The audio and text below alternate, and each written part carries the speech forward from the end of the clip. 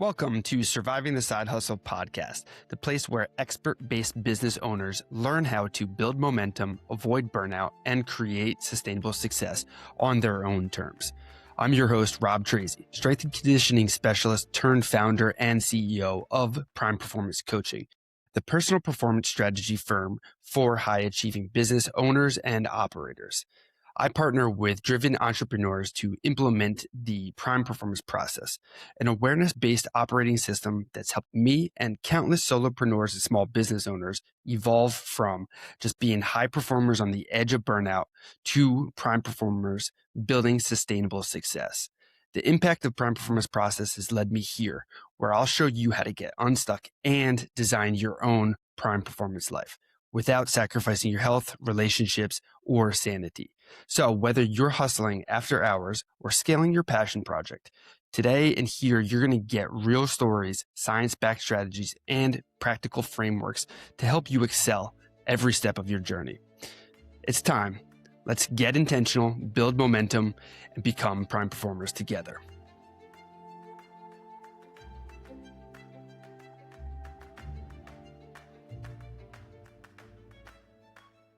We'll get started just after this message.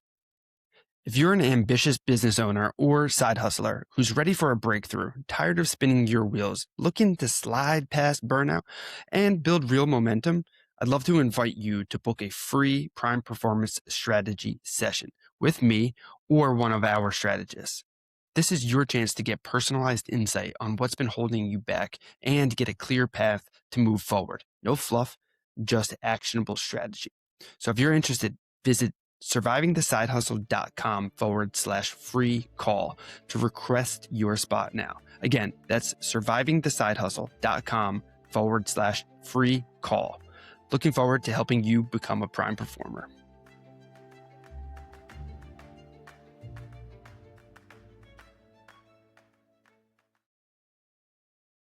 What's up, and welcome back to another Friday recap. Let me ask you this to kick it off, though. Be honest, too. How many times this week have you walked into a room, scanned the table, the people around, and decided, whether consciously or not, you were probably the smartest person in that room? Now, be honest, because if you're a driven entrepreneur, an operator, a founder, somebody who's used to getting things done, you probably do this more than you realize. You walk in, you see the problem, you've already got the answer, and now you're just waiting for everyone else to catch up. Here's the truth. Being the smartest person in the room is one of the least influential things you can be. And this week's guest on Surviving the Side Hustle is going to tell you exactly why. This week, I got to sit down with Brian Miller. Brian is the president of Coach Approach Ministries, one of the leading coaching training schools aligned with the International Coaching Federation. He's also the founder of P3 Leaders, where he works exclusively with different executives around the country. This guy has been podcasting since 2015, I believe. He's recorded over 500 episodes and has trained literally thousands of coaches. So when Brian talks about the difference between telling people what to do and helping them think, he's not theorizing. He's got the reps, more reps than almost anybody else out there. And here's why the conversation matters to you. So whether you call yourself a coach or not, if you're a leader, a founder, a parent, a partner, anybody in a position of influence, the skills we unpack in this week's episode are the skills that determine whether people are actually going to follow through on what you're building together, or whether they nod, smile, and quietly disengage. So here's the lens that I want you to go back and listen again if you have already, but listen through. Most of us were trained by school, by sports, or by our first jobs to be the person with the answer, the smart one, the one who shows up, diagnoses the problem, and hands out the solution. But Brian said something in this episode that I'm still chewing on. He said people don't do what you tell them to do. People do what they tell themselves to do. Now listen again. People don't do what you tell them to do. They do what they tell themselves, which means every time that you walk in with the answer ready, you might be the smartest person in the room and still be the least effective person in the room. And if that's landing uncomfortably for you right now, good. because that's the point. This is the gap between leaders who get traction and leaders who get tired. Brian also dropped that one of the cleanest metaphors I've heard in a long time, and I want you to sit with it for a second. He said, nobody washes a rental car. And do you know why? Because it's not their car. You give somebody a brand new rental with Bluetooth, leather seats, and the whole works. They're returned it dusty because it's not theirs. Now apply that to your business or to your team, or maybe your kids, your clients. Every time you hand somebody a fully formed solution, here's exactly what you need to do. Here's the plan, just execute it. You just handed them a rental car. Doesn't matter how good your plan actually is, doesn't matter how smart the strategy is, they're not going to wash it. They're not going to maintain it, and they're not going to go that extra mile for it because it's not theirs. This is where I see entrepreneurs get stuck all the time. They build a plan, they hand it to their team, then they get frustrated when the team doesn't execute with the same fire that they have. And they call it a motivation problem, or they call it a discipline problem, or they just revolt down to saying it's a hiring issue that they went through. But newsflash, it's not a motivation problem. It's an ownership problem. You can't outsource motivation to a rental car. And the flip side is just as true. When somebody builds the plans themselves, even a flawed plan, even a plan you could have written better in 5 minutes, they will outwork a perfect plan handed to them every single time because now it is their car and people take care of their own stuff. See, this is a huge piece of what I coach inside the prime performance process, specifically around the team triangle and the social skills frameworks. I've got these frameworks and the exercises that I've built around it, but here's the core idea. You don't build a team by being the smartest person. You build a team by building other people's ownership. Your job isn't to have all the answers. Your job is to build an environment where the right answers get found by the right people. If you're tired of your team not executing with urgency, stop handling it by sending them a rental car and start letting them buy in. Ownership isn't something you give. It's something people build when you give them the room to. Now, another thing that I learned from Brian was coach the person, not the problem. This one reframed how I think about my own client work, and it's going to hopefully reframe yours too. See, Brian said amateur coaches coach the problem. Somebody comes in and says, I don't have time to work out. And the amateur coach jumps on the problem. Okay, well, let's look at your calendar. Have you tried mornings? What about lunch breaks? Have you tried meal prepping? Well, et cetera, et cetera. But a great coach takes a step back and says, wait, the problem isn't the doorway. The problem is the mirror. Because here's what Brian said that stopped me. He said, the problem becomes a mirror to yourself. And when you see yourself in the mirror of your problem, you realize what actually needs to grow in you for the problem to go away. So let me translate this into real, regular English. You say you don't have time to work out, but the real question isn't scheduling. The real question is, what does it say about you that you deprioritize your own body? What does that pattern repeat everywhere else? What does it tell you about how you treat yourself when nobody's watching? You say your team isn't executing, but the real question isn't better systems. The real question is, what's it about how you lead that's creating a team that doesn't feel ownership? What do you need to grow in for this to stop showing up? This is where coaching gets uncomfortable because the real work is almost never where you thought it was. The time problem is almost never a time problem. The team problem is almost never a team problem. The money problem is almost never a money problem. It's almost always a what needs to grow in me sort of problem wearing a different disguise. And the reason most people stay stuck is they spend their entire lives solving the disguise instead of solving the one thing that's underneath it. And this is basically the entire thesis behind prime principle number 1 on resilience. See, I've got the framework of rise to the challenge that explains this, but here's the short version. Every time you try to rise to a new level, you hit resistance. The resistance is pointing at the thing you need to grow before the new level becomes sustainable. The problem is the mirror.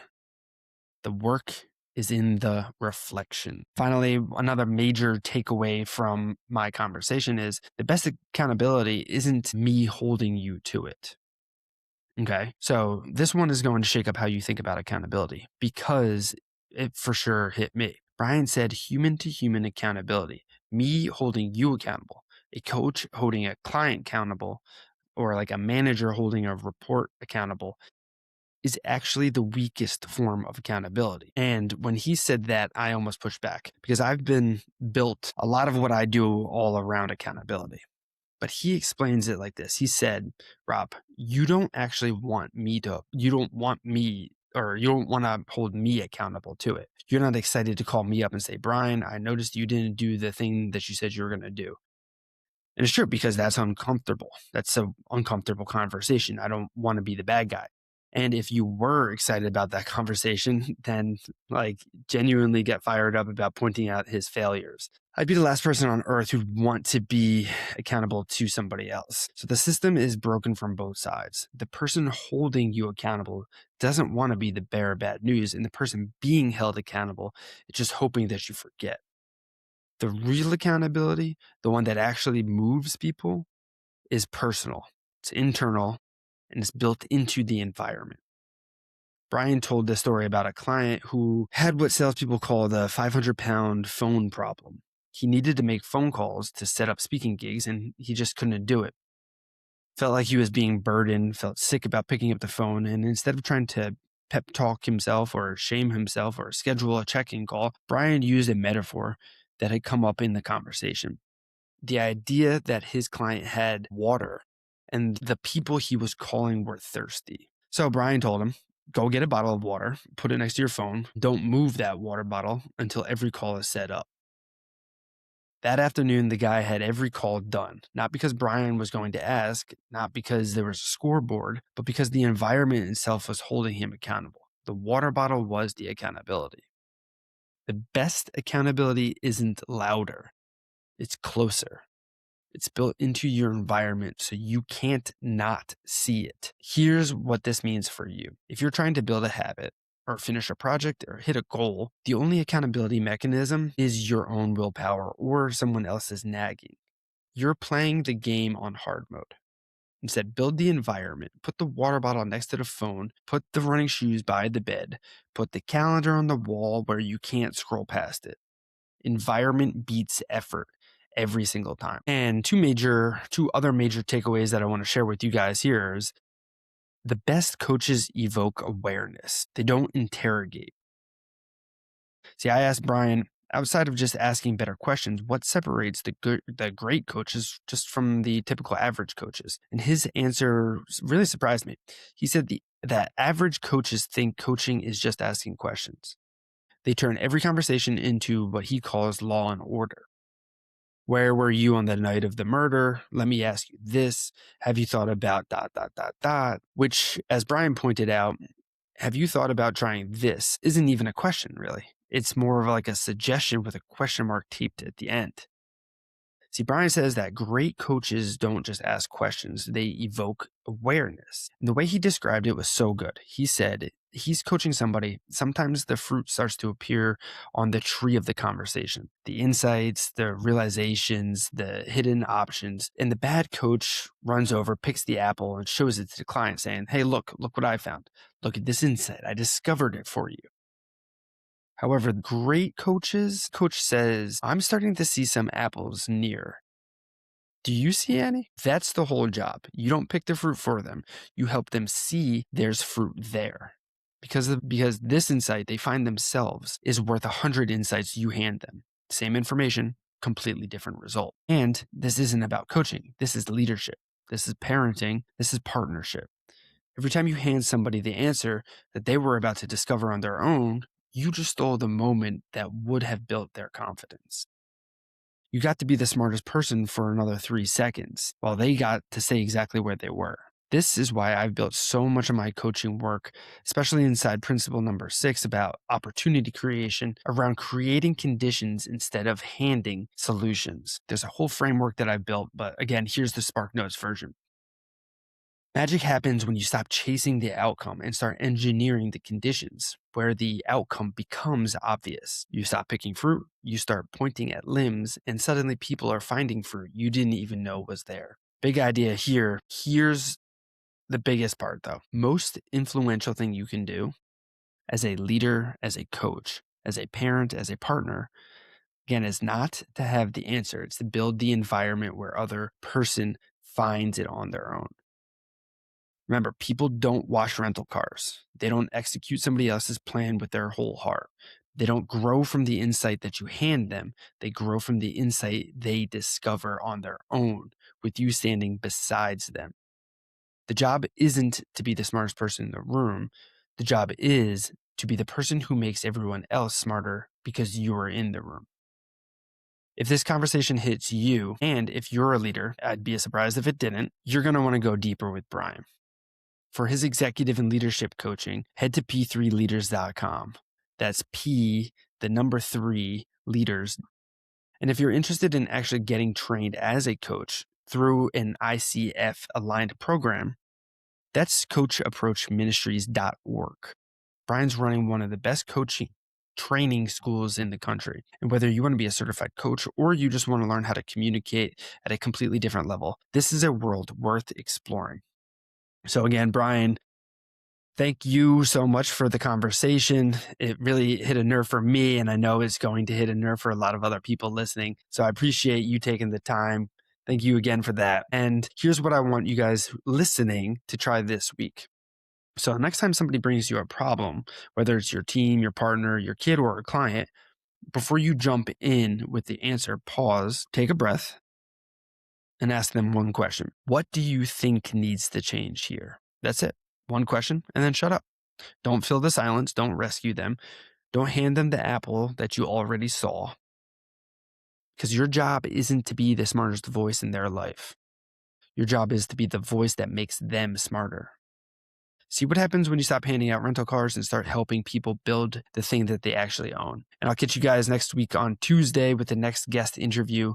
So until then, stay sharp, stay aligned, and keep surviving the side hustle. That's all for today's episode of Surviving the Side Hustle. If you found value here, please don't forget to rate and review the show on Apple Podcasts, Spotify, or wherever you're listening from.